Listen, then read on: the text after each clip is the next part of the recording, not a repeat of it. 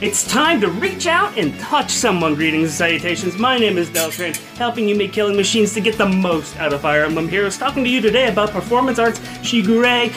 You and I are going to go over his matchups, his builds. But first, let's get his digits.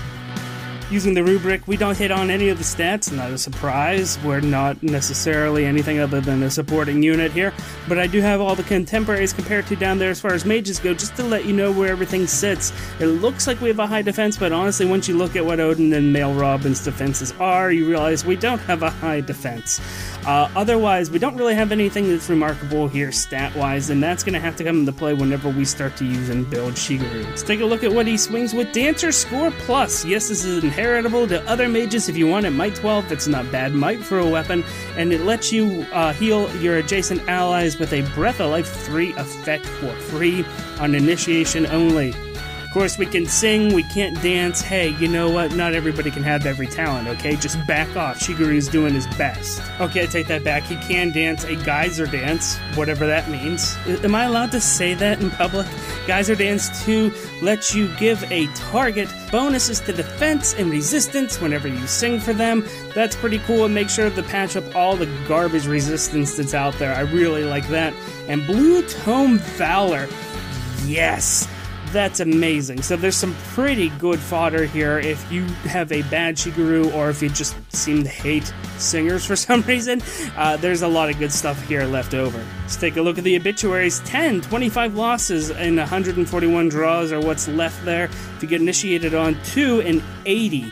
Yeah, so don't be attacked. For the most part, you are here to sing for people. However, there are some people we knock down, and it is nice that we are a ranged unit that lets us get rid of really low resistance people. It's good to see Lucas on the faces of the obituaries here. A few other people that we like to knock over. As far as people that kill us, there's only 25 whenever we initiate, so be careful whenever you decide to do something stupid like attack Hector or somebody like that. That's all on you, but otherwise we do lose to a lot of people on defense, so please be very, very careful with your Shigure. How do I say this? If you treat him like a singing duelist, he's actually really good. Because he's going to go out there, he can't take too much of a hit, but he can either fight, because his defense and his resistance are so close, he can fight against anybody you want him to. He's going to go ahead and hit them. The next turn after that, he actually has a decent kill ratio if he's fighting the same person. If he gets mobbed on, he's pretty much gone, just like any other support character that you can think of. It's nice that he can take some hits from non-green melee users. And that's wonderful, because that doesn't happen all the time unless you have a Merrick or somebody like that. Shigure, however, is this awkward thing where he doesn't have enough stat points in order to be a mainline mage. He doesn't have enough stat points to be an effective tank or blocker. He just has Sing. And so when it comes down to it, he sort of reminds me of another blue magic damage unit, which is Ninian. Ninian by herself is wonderful in certain cases because she can hit that person that has a high defense but a low resistance, help thin down somebody, and once in a while that's going to end up be the best choice for you. You're going to sit there and go, well, I can either dance this person twice and have them lose all their hit points, or I could just smack them with magic and then send them in, and that ends up being the flexibility you have here. So don't think that you have some type of ranged nuke with Shigure. You just have somebody who can round off the edges and gives you an extra option that instead of losing a boatload of hit points, you can actually just go and deal some damage with them. Also, once in a while, you're going to be put into a good position where he'll be able to just launch up and over a wall or a mountain in different Bound Hero battles, Grand Hero battles, battles, and that's also a great advantage that no other dancer up until now has had. So take a look for that, and if you're using Shigure, just remember, he's not meant to be a tank, he's not meant to be a damage dealer, he is meant to just give your heroes that extra edge where if it looks like dancing another time just is not an effective use of resources, then this is what you got to do with him, and it's going to shine, and it's going to be great. If you're looking for some cheap upgrade options, Blazing Flame is a really good one that I like to recommend. You can find it on a 4-star George if you have one of those laying around, and you know what, there aren't too many people that don't rock this whenever they have it. But if you end up moving around using a Shigure to actually peg on people, especially if you're going through a Tempest trial or the such, the blast from this thing is going to be amazing. Any of the Blazing series works out really well. Blazing Flame is the only one that you can get cheaply without throwing away a limited time unit. And you know what? The 1.5 times damage is just so much fun, and doing that in an area, there's almost nobody left over standing. As a matter of fact, the only people that live whenever you do that are people like Julia. So, you know, don't initiate against green casters and you will be fine.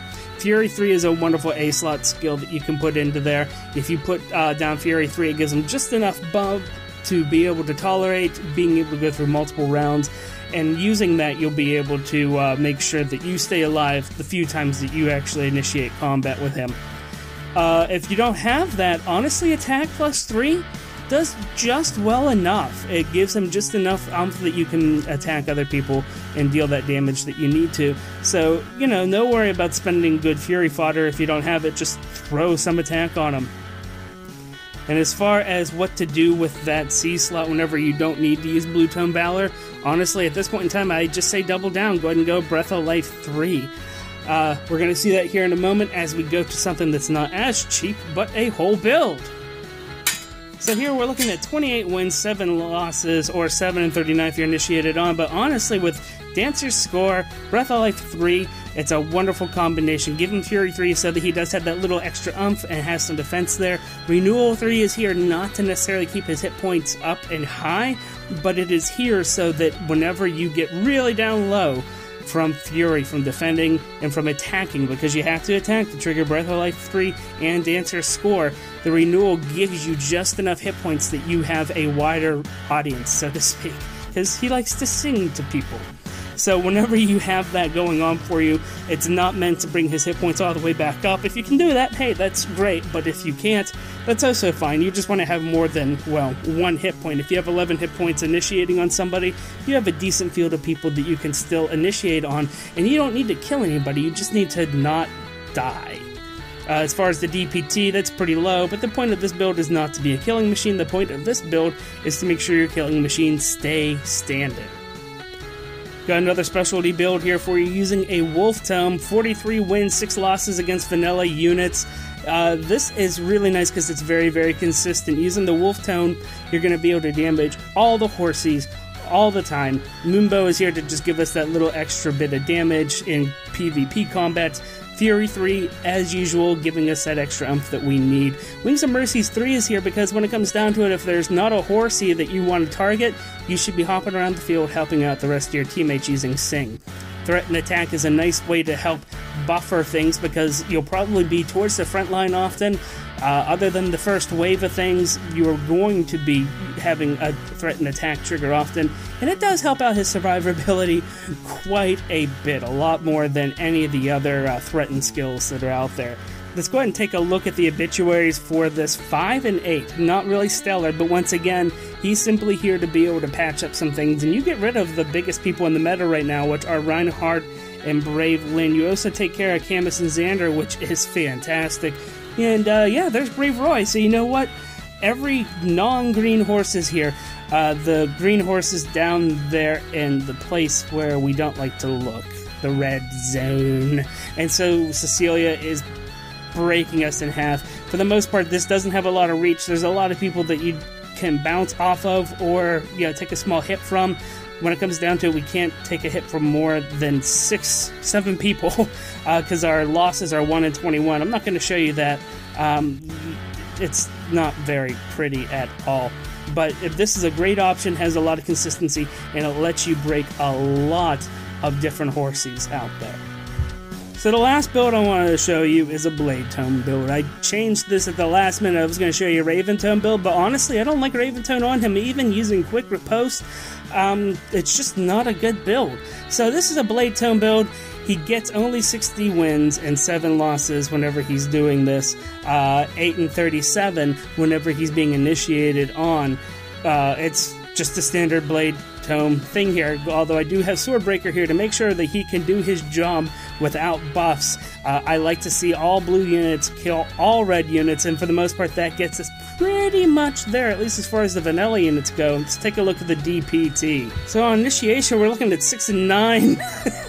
I'm such a child. 6 and 9 losses, 0 and 30? Huh. Guess there's more people than what I thought on losing. Anyway, whenever you initiate without any buffs, you're doing very well for yourself. You can see that we pretty much have all the red up there except for Black Knight, and you know that's sort of a tough order to do. We also don't have Celica because we are just missing that because we're frickin' distant defense. Otherwise, you know what, there's still an abysmal loss rate here. I mean, heck, you're losing to 2 more people than there are in the DPT right now. That's pretty bad. But if you buff him, he actually gets like 130 plus kills against vanilla units. This is assuming like a full-fledged buff bot here. But you'll get like over 130 kills on offense against vanilla units. You'll get 18 kills on here on the DPT. That is wonderful. So you can buff him out if you need to be able to have him be a blade tome, to be able to wreck some face. It's a pretty decent build. It's not a substitute for a normal blade tome user by far, but if you need that flexibility, Shigure is going to be there for you. And hey, do me a favor, if I found something interesting here, hit that like button. If you like your Fire Emblem information hot and fresh like Grandma's cookies, hit that subscribe button. My name is Deltran. Thank you so much, and I'll talk to you next.